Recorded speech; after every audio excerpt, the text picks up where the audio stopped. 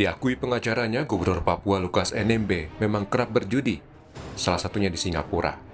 Adanya uang judi yang diduga mengalir dari Lukas NMB sebelumnya diungkap PPATK. Jumlah uang yang mengalir ke kasino judi mencapai 560 miliar rupiah. Masyarakat Anti Korupsi Indonesia, MAKI, membagikan data perjalanan Lukas NMB ke luar negeri, diduga sebagian ke tempat judi. Data perjalanan yang didapat MAKI sejak Desember 2021 hingga Agustus 2022. Kita lihat perjalanan selama Agustus 2022. Pada 3 Agustus, Lukas NMB terbang dari Singapura ke Filipina dan kembali lagi 2 hari kemudian ke Singapura. Perjalanan berlanjut lewat jalur darat pada 6 Agustus, kali ini dari Singapura ke Malaysia.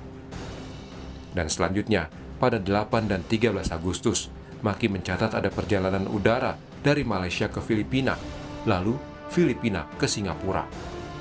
NMB selanjutnya menuju Jayapura pada 15 Agustus dari Singapura.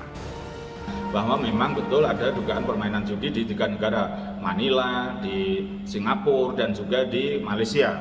Ada di Malaysia itu misalnya Hotel Crockford Sentosa, terus tempat kasino Malaysia Genting Highland, dan kemudian di Filipina adalah Solar Resort and Casino Entertainment. Dan juga perjalanan ini selalu diikuti oleh beberapa temannya, dan kelihatan Pak Lukas bulan Juli itu sehat karena bisa berjalan di bandara Singapura dan cukup jauh berjalannya.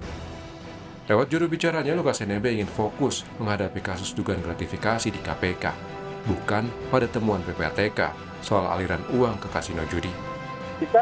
Kita sedang terfokus kepada proses gratifikasi 1 miliar yang dituduhkan, yang disangkakan oleh KPK kepada Bapak Lukas NMB.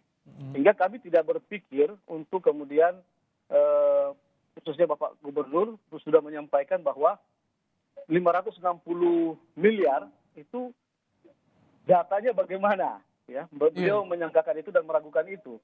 Mari kita fokus kepada yang sudah disangkakan oleh KPK dan proses yang sudah berjalan saat ini. Gubernur Papua Lukas NMB telah ditetapkan sebagai tersangka kasus gratifikasi sebesar 1 miliar rupiah oleh KPK. Lukas juga diminta KPK untuk datang menghadiri pemeriksaan pada Senin besok. Tim Liputan, Kompas TV. Dengan adanya desakan agar Lukas NMB datang ke Jakarta, apakah akan dipenuhi oleh Lukas NMB?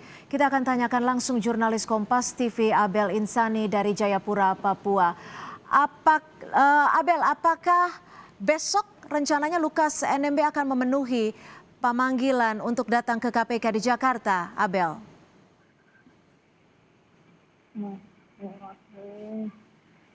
Kemarin dari pengacara Lukas NMB di KPK sudah mengatakan bahwa tidak akan datang dengan alasan karena ini mengalami sakit dan itu pun juga masih oleh dari pribadi Lukas NMB yang juga ke KPK untuk menyerahkan dokumen kesehatan, yakni kesehatan Lukas NMB. Memang dari dokter juga mengatakan bahwa untuk saat ini Lukas NMB mengalami beberapa sakit berat seperti jantung, lalu juga stroke, lalu juga ada hipertensi, lalu juga ada penyakit yang lainnya juga. Nah, inilah yang menjadikan alasan mengapa Lukas NMB hingga saat ini dari panggilan pertama hingga panggilan kedua ini tidak hadir ke KPK untuk diperiksa. Tentu saja dari KPK sebenarnya juga sudah menyediakan fasilitas begitu ya terkait dengan tenaga kesehatan. Nah, hingga saat ini juga KPK masih berharap bahwa Lukas NMB ini bisa datang ke KPK dan berlaku kooperatif untuk diperiksa.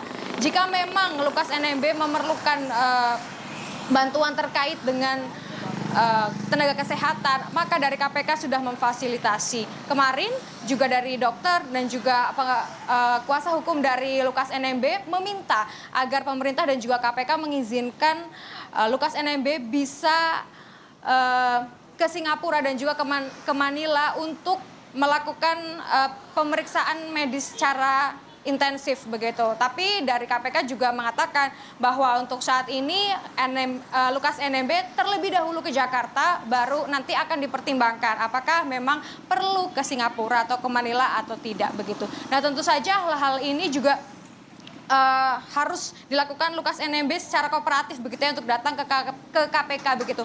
Karena jika kita tahu bahwa gratifikasi senilai 1 miliar dan juga temuan dana dari PPATK senilai 560 miliar ini juga harus dijelaskan di situ. Tentu saja publik harus tahu terkait hal ini.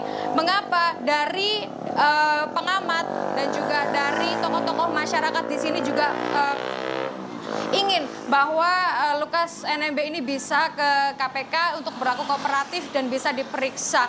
Hingga saat ini juga sebenarnya Lukas NMB harus menjelaskan bahwa dana tersebut digunakan untuk apa. Nah, kalau data yang kami temukan atau data yang kami himpun dari tahun 2002 maksud saya dari 2002 hingga 2021 penerimaan dana otonomi khusus Papua ini senilai 144 triliun. Tapi kalau menurut dari pengamat hukum dan juga akademisi mengatakan bahwa untuk saat ini dana tersebut tidak digunakan secara merata untuk kemaslahatan masyarakat Papua, khususnya di bidang pendidikan dan juga bidang kesehatan. Sehingga dari sini juga dari pengamat hukum dan juga akademisi menginginkan dari KPK juga menyelidiki terkait dana otsus yang bisa saja disalahgunakan oleh Lukas NMB tersebut.